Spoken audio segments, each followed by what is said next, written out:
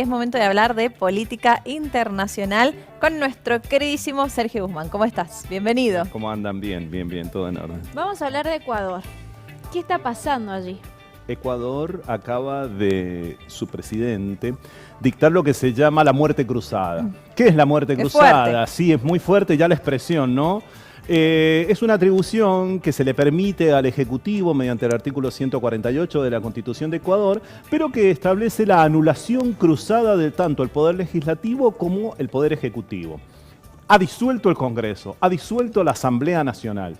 Esto es muy fuerte porque a partir de este momento todos los legisladores quedan inhabilitados, quedan despedidos, ¿sí? Y durante este momento, esta semana que está transcurriendo, deben transitar 7 días para que el Ejecutivo, conjuntamente, específicamente, la autoridad electoral, convoque nuevamente a elecciones que se van a producir dentro de los próximos 90 días. Posteriormente, hechas esas elecciones, celebradas esas elecciones, hay un proceso de 90 días más de transición. Claro. Por lo cual él puede gobernar, por eso es una muerte cruzada, pero no es tan muerte para el Ejecutivo, porque él puede gobernar mediante decretos. De hecho, ya ha establecido algunos decretos que tienen que ver con una reforma tributaria. Esto siempre se puede dictar, se preguntan en general si esto se puede establecer de manera unánime y siempre. No. Se hace una sola vez durante los primeros 3 años de gobierno y el presidente no puede volver a reiterar esta acción. Hablando de presidente, ¿quién es Guillermo Lasso? Guillermo Lasso es un banquero proveniente del mundo, por supuesto, de las finanzas, del mundo de lo privado, que ha arribado a la política como estos famosos outsiders que vienen, que aterrizan en política, que son unos paracaidistas. Que vienen con soluciones mágicas, que vienen con dolarizar la economía. Esto trae dolarizar la economía. Estas son las situaciones que han sumido a Ecuador en este tipo de situaciones. Un hermoso país de 18 millones de habitantes, más del 30%, el 31% de ellos vive sumido en la pobreza, ¿sí? Con un fuerte poder concentrado en muy poquitos, con una riqueza natural extraordinaria, porque cuidado, no nos equivoquemos, Ecuador no es que solo produzca bananas. Ecuador tiene una riqueza petrolera extraordinaria. De hecho, hasta hace 3 años Ecuador formaba parte de la OPEP. ¿Sí? Fue el último país que se salió de la OPEP porque no tenía la capacidad de llegar a cumplimentar diariamente con la cantidad de barriles, por ejemplo, de petróleo que se le exigía a Ecuador. Y Lasso es esto, es un hombre que también, recordemos, estuvo ligado, ¿recuerdan aquellos famosos Pandora Papers? Sí. ¿Vieron cuando existe esa persona? Todos conocemos a alguien así.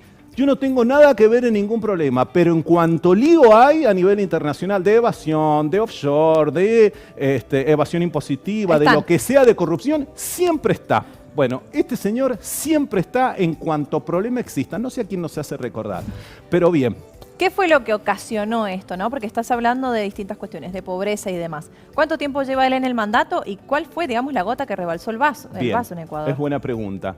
Él apenas lleva 1 año de mandato, es decir, le quedan 3 años todavía, por lo cual, en realidad, hasta el 2025 es su mandato. Bien. ¿Por qué? Porque ahora los que asumirían, cuando en la convocatoria de elecciones, no es que inician un mandato nuevo, sino que cumplimentan el mandato de los legisladores y del titular del Ejecutivo que corresponde hasta el año 2025.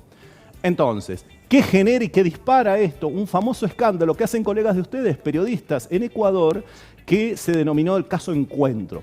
Mediáticamente fue conocido como el caso El Padrino o El Gran Padrino, y que tiene vínculos claramente mafiosos. ¿Qué destapa esto? Un estrepitoso caso de corrupción que involucra a Lasso con vínculos y negociados espurios con el Estado. Es decir, se estima que él ha incurrido en el delito de peculado. ¿Qué es el peculado? No es ni más ni menos que la malversación de fondos. Claro. Entonces, él ha ido a declarar ante la Asamblea, o sea, ante el Congreso, acusado de juicio político, y al otro día de haber declarado, inmediatamente disuelve la Asamblea, porque se estaba viendo acorralado. Es un presidente que tiene muy poca aceptación desde el electorado, desde la opinión pública y demás, pero atención, la Asamblea también cuenta con muy poca aceptación en este sentido. Entonces, esto ha generado una crisis institucional y política sumamente frágil y delicada en Ecuador, porque ahora se convoca elecciones, si bien La oposición dice que esto no es constitucional porque para este requisito, para aplicar la muerte cruzada, es necesario que haya una conmoción interna. Claro. Cuestión que la oposición sostiene que no hay, simplemente usted se está viendo acorralado porque ahora se le está llevando adelante un procedimiento de juicio político y usted no sabe dar respuestas a esto. Y por otro lado, ahora se encuentra con la situación de que él, al declarar esto, se precipitan las elecciones y la oposición se encuentra con un, bueno, vamos a jugar nosotros. Eso te iba a preguntar, digamos, si él está cumpliendo con todo para hablar de muerte cruzada, porque tal vez la Constitución no se lo permite porque tiene que pasar algo como mayor, por así decirlo. Hay un procedimiento técnico específicamente que sí lo contempla, pero hay una interpretación política que tiene que ver con la conmoción interna y el peligro de la inestabilidad institucional.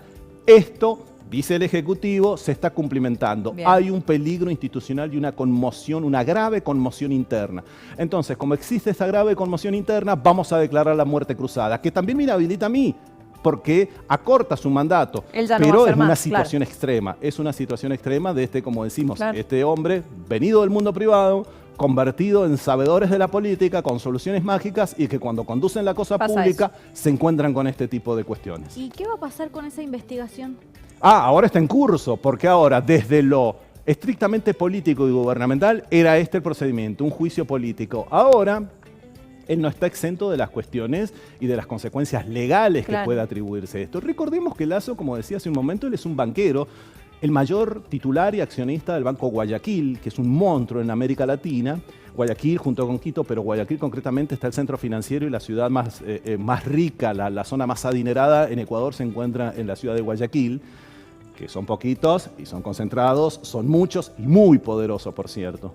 Pero él no está exento de ningún tipo de investigación, él arriba de este mundo, y el Banco Guayaquil, cuestión que poco se indaga al respecto también, fue uno de los mayores beneficiados allá cuando por 2020 se establece la dolarización de Ecuador. Así que hay una serie de cuestiones que también están por ahí, solamente están en la mediática, en el título de molde, pero cuando uno está en escarbar un poquito más, nos encontramos con que está en cuanto a escándalo a nivel internacional, reitero, existe, y siempre está presente nuestro amigo Lasso. Nos hace recordar alguno que anda por acá también por Argentina presente. No es un detalle menor, porque vemos en Ecuador algo que nos podría pasar si nosotros dolarizamos. Y bueno, ese es un error muy a veces instalado, generalizado, pensar que si uno gana 50.000, 80.000 o lo que el equivalente en pesos, pensará que ganará lo mismo con una economía dolarizada. Eso significa poder perder la soberanía económica y la política monetaria administrada por un propio país. Si fuera tan bueno, 193 países existen oficialmente en el mundo. ¿Por qué no lo han hecho el resto? Es tan simple como eso. Y mirá qué solución mágica, justo se le ocurrió a este genio. A ver, ¿por qué el resto no lo hizo? Así que bueno, da para mucho este tema y esto es el bonito Ecuador y la bonita Latinoamérica.